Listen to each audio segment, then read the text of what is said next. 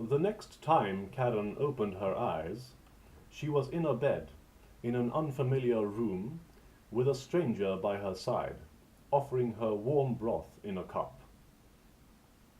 She managed to drink only a little before falling asleep again. The same episode played out several times in succession. The only thing changing between them was the brightness of the room and the person feeding her. After a while, though, she managed to stay awake for a little longer, drink a little more broth, and even nibble on some bread. Sometimes Tisha was also there, sitting by her bedside. When she finally felt strong enough to converse, she found out that she was in a hospital, not far from the waterfront. Tisha had recovered considerably faster than Karen, but had been allowed to stay with her for the time being. They had been brought, still unconscious, to the hospital by a group of people from the harbor. That was all that the staff could tell them of how they came to be there. Tisha was very obviously relieved once Karen started improving significantly, but was otherwise heavily marked by the deepest sorrow. For Karen, however, the greatest shock was still to come. After her first longer conversation with Tisha, during which she had learned everything stated above, she had slept again. Upon waking anew that same evening, she had felt strong enough to try and stand up by herself, and so removed her covers. It was the first time she had used her own arms and hands since swimming in the sea, and now she saw that her right hand was missing. It had been cut off above the wrist, and a bandage with poultice covered the remaining stump. She was utterly stunned by the discovery, which shock to her still very weak body sent her crying herself to sleep soon thereafter. Having slept so much already, though, she woke up in the middle of the night. After several hours of mourning her lost limb, strands of reason started to make their way into her depressive lines of thought. Even though Karen had been right-handed all her life, this loss probably meant less to her than to most people. She was not depending on it for her livelihood, for example. She was not a carpenter, a tailor, a scribe, or any other of the multitude of professions in which manual skill is vital. Of course, her work at the bookshop required quite a bit of writing, but she could probably maintain her position until she learned to write left-handed. And aside from that, she could think of no aspect of her life where a lack of her most skilled hand would be more than a handicap or inconvenience. She didn't, as some might, consider the possibility of having a wizard regenerate her hand. The very few masters of the art who are able to regenerate limbs are constantly swamped with work of the most serious kind. They use their skills to help the many victims of truly horrific accidents, disease, or war. The people who need a new liver, a new lung, or a new face. In all of Arkaport, there are usually only a handful of such individuals at one time. For it is only those who have studied for considerably more than a century who are capable of it, those who have achieved agelessness. And once they have been in practice for some time, most of them give up in the face of a never-ending stream of sufferers. They usually end up either studying another aspect of focus, or moving to a smaller community, where their efforts feel more significant. Karen knew this, and therefore also that she had no chance of getting it done that way. What she did know was that her own studies might very well, in time, allow her to grow her hand back on her own. It might take her several decades, even 100 years of study, but for one who aims at living forever, that is less depressing than it would be to a common man. Thinking of her studies reminded her at last of the exam. She didn't even know what day it was right now. Even though she'd been lying there in deep thought for a long time, it was still dark outside. Thus she got up, intending to find a clock or calendar. But now that her mind had started focusing on more quotidian things again, a few other sensations became apparent as well. Her stumpy arm ached. She was very hungry, and she needed to go to the bathroom. Tackling the most urgent problem first, she located the closest toilet, which was connected to her room. Moving about was rather iffy, and she reeled about like a drunkard at first. It dawned on her that she had probably received some heavy painkiller in her broth, for which she was thankful. Having relieved herself, she went out into a corridor, at the end of which sat a night nurse, reading at his desk. Upon spotting Karen moving down the hallway as though she had just learned to walk, he immediately got up to assist. "Madam, may I help you?" It's Miss, actually." "I'm sorry, may I help you, Miss?" "I would very much like some of your painkiller broth, and whatever else I might get to eat at this hour." "Certainly. I would also like to know what hour this is, and on which date." "It is 5 o'clock in the morning, on the 12th day of Invido. Now, as soon as I've helped you back to your bed, I shall go and fetch those other items for you." "Capital. Let's go." 2 days later, at 3 p.m. of the 14th, Karen stood outside the entrance to Arcane University, with Tisha at her side. During the 2 days that had passed, she had focused entirely on regaining as much strength as possible.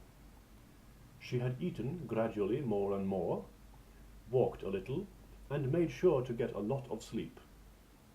It was only on the morning of that very same day that she had been able to convince the doctors of her fitness to go home. Telling them that Tisha was her live-in valet had helped. The girl had nowhere else to go, so Karen had indeed offered her to stay at her place for the time being. They had hurried back to the apartment, had a change of clothes, and made it to AU in time. The exam was set to start at 3 o'clock, which, according to academic tradition, actually meant that it would start at 3:20. Karen still felt weak. In the morning, when leaving the hospital, she had been in quite good spirits. She had not taken any pain medication since the day before, instead relying on her body control to negate her aching arm. The journey had also started out rather well, but as they progressed through the day, she had felt more and more sapped. It was obvious now that she had underestimated the toll taken upon her during her underground adventure. When looking in the mirror at home, she had seen a far thinner version of her usually spare form. Standing there now, in front of the gates, she was exhausted. She felt a bit hot, and her head swam slightly. Had it been any other event, she would have immediately gone back home if feeling like this. But for this exam, she refused to quit. Tisha followed her inside, where they made their way through a large entrance, several stairs and musty old corridors, to an oak-panelled auditorium. Tisha was allowed to sit in the back, together with a few other friends and family members of applicants. There were around 30 aspiring wizards there, at least 10 more than usual. Among a small group of surprisingly young attendants, Karen recognized Alexia, chatting with great animation. They were the only ones who were not obviously older than herself. A second later, Alexia had recognized her and came running over. "Karen, how are you?" You look awful. Karen stammered a bit. She really wasn't sure what to reply. The situation that Alexia had brought her into had started her entire adventure, but she had hardly considered that episode since it happened. In light of all that had passed since, it really seemed insignificant. In the end, a vague, "It's been a bit rough," was all that passed her lips in reply. "You certainly look it, and I've been so worried. I hope it wasn't all because of what happened at the summoning." Alexia's voice was full of concern, her sincerity nigh on palpable. While Karen wasn't sure about what to think of her, and she was curious about the summoning, she wasn't up to any sort of conversation right now. Hiding her mutilated arm from view, lest Alexia spot it and make more of a fuss, Karen replied, "Maybe we can catch up later. I'm not too well and had best concentrate on the task at hand." "Oh, of course, of course. I'm sorry to tax you. Good luck." "Good luck." With only a minute to go, everyone took their seats at the front of the hall. Desks and benches were worn pearl smooth with centuries of use, feeling almost soft even though made of wood. After the distribution of the flowers and a short introduction as to the parameters of the examination, an hourglass was turned over and the trial began. Karen started to focus in the manner she always did, but it was difficult to get a full grasp of her inner self, let alone attain the kind of focus she had had when feeding the lichen. It wasn't going her way at all. Already on the way over, her arm had started aching again, and she hadn't been able to fully negate the sensation. Now the pain increased. Her head swam even more, and her impending failure, with all its implications, clouded her mind. She became aware that she was tense, hot, and short of breath. She tried to relax, but her sweating and panting had attracted the attention of several other attendants, who came to her aid.